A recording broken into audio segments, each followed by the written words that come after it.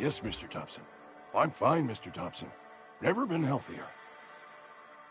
Whoa, did Mr. Thompson send you? Well, you tell Mr. Thompson I'll be right at my post. Tomorrow.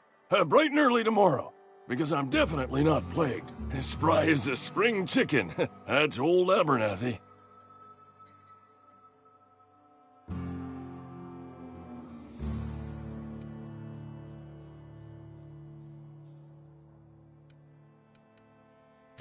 And what are you doing here?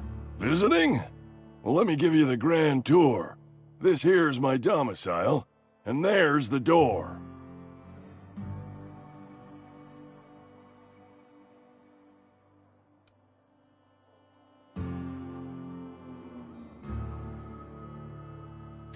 Silas knows, doesn't he? That's why he sent you. That's why he wants me to pay up. He knows.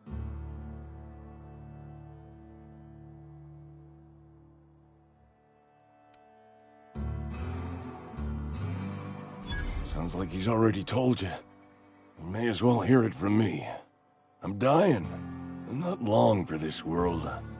The date of my expiration is fast approaching, and soon I shall be ushered through the great cannery in the skies.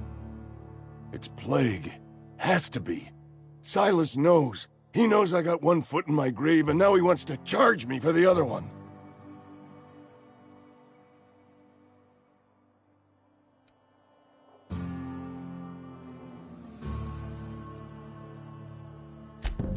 I'll pay your fees. I don't want any trouble from Silas. But if you could see a way to freelancing for me, I could really use the help.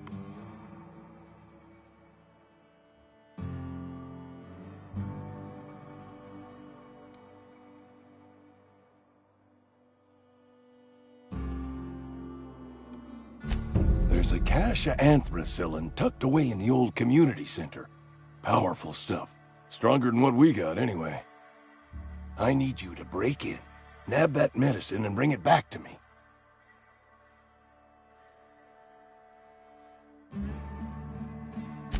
You oblige me with your haste. I think I feel the plague spreading. Oh, Lord, it's in my spleen now. I can feel it.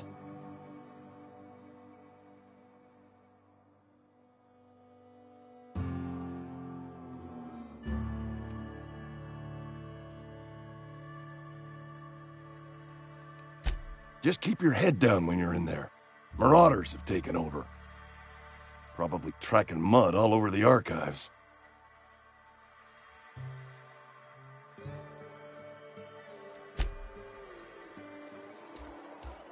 You're making a mistake working for Abernathy.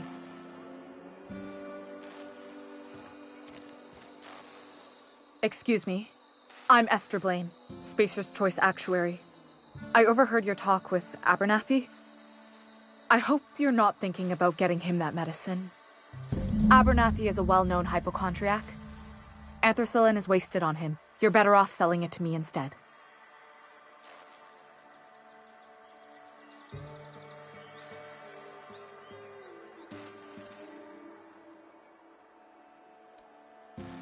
I probably shouldn't tell you. Don't want you implicated for what I'm trying to do.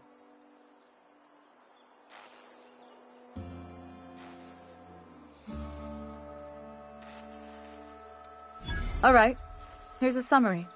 A lot of sick people in this town, and we don't have the medicine to treat them all. Can't reach out to corporate without crossing a river of red tape, so I'm reaching out to you.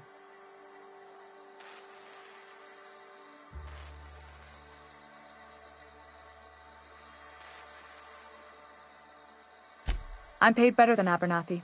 Whatever he's giving you, I will do you one better. That's all I can ask of you.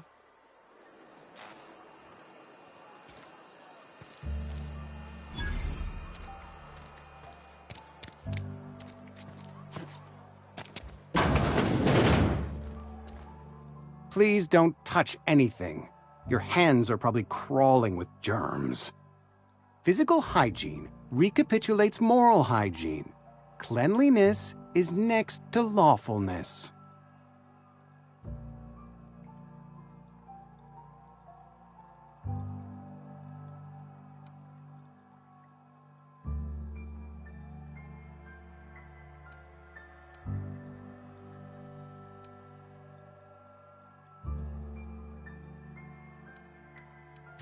We don't believe in free anything here in Edgewater. We're a Spacer's Choice company. I'm Conrad. You will report to me if your hair fails to meet Spacer's Choice aesthetic standards. You will also report to me in the event of your death, whereupon I will clean and prepare your remains for interment.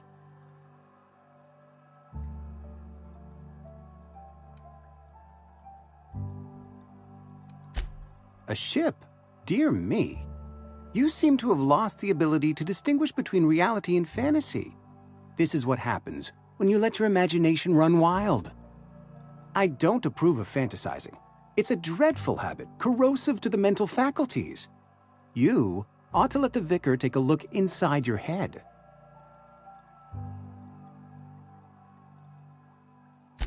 Vicar Maximilian, our man from the OSI, here to spread the message of scientism like a soothing balm upon a feverish head. Or so you'd expect. You'll find him in our local church, probably neglecting his duties.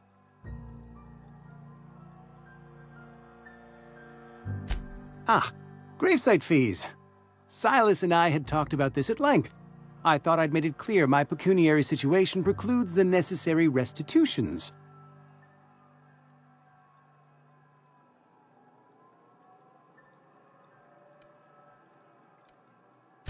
As broke as pie crust, friend. Bidless, indigent, destitute. I simply cannot afford it. I am a blemish on the prosperity of our fair settlement. When I expire, I expect Silas to toss my body into a ditch.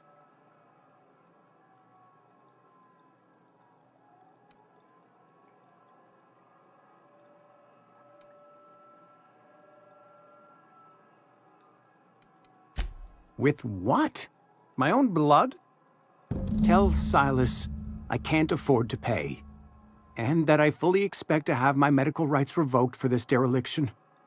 With my apologies.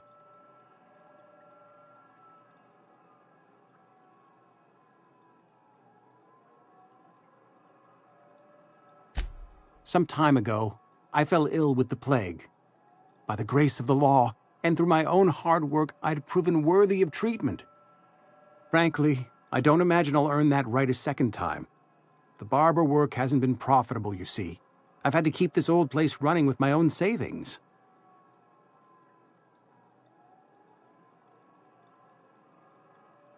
Not a bad idea. But I'd need some kind of collateral. My pair of lucky clippers! No, that won't do. Your idea intrigues me, but I'm afraid I don't have anything to give Silas. I'm open to suggestions.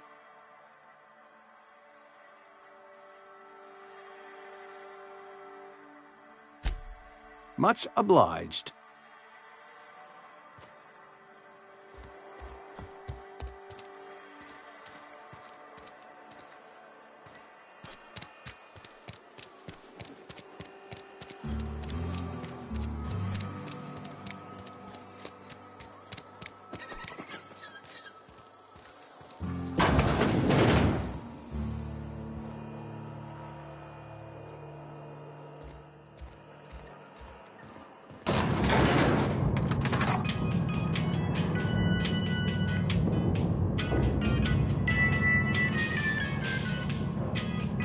The grease monkey, Argo? I'm sorry, Mr. Thompson, sir. You asked why it's taking so long.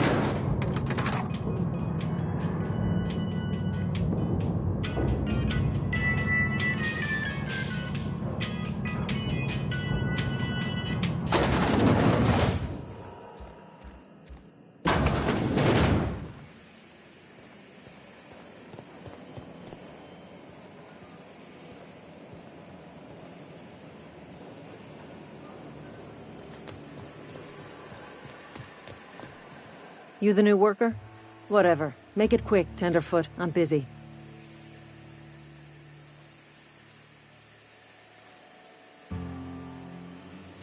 Shit. Silas still on about that. Here, take the fees. I'd appreciate it if you didn't tell Reed I was late on my payment.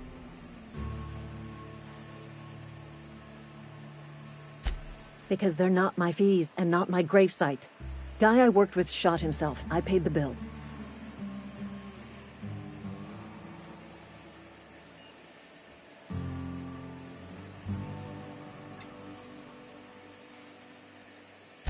I could do without the sarcasm. Wasn't acting out of the goodness of my heart. Law requires delinquent gravesite fees to be paid by the deceased party's closest living relative, which meant me. Shame, though. Eugene was a good worker.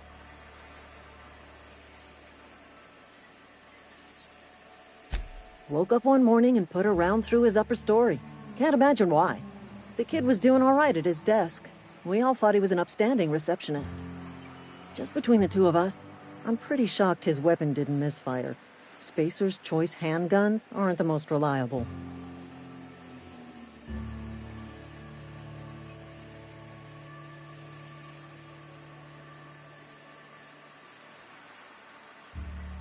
Not half as awful as the bill Eugene left us with.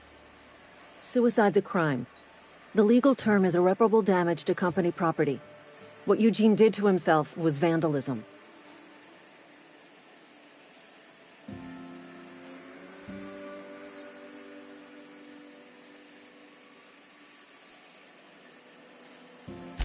First of all, that's a horrible thing to say. Secondly, yes, we did. When one of your workers commits a crime, the entire town pays for it. In other words, Edgewater would have been penalized pretty hard. Whatever Eugene was worth as an asset, we would have had to pay out of pocket to Spacer's Choice.